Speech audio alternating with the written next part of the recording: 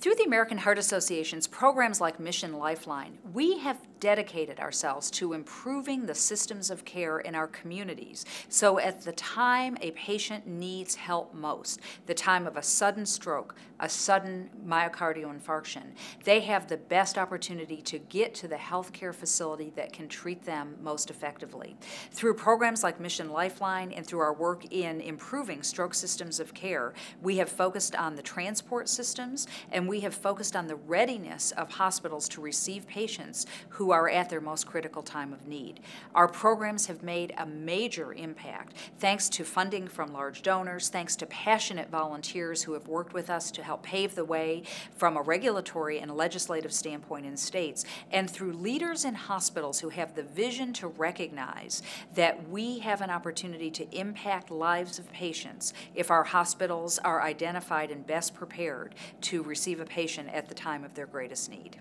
What we recognize is programs like Mission Lifeline and our work in improving stroke systems of care have made life better for millions of individuals who are suffering a sudden stroke or a sudden heart event, a myocardial infarction or a heart attack. Before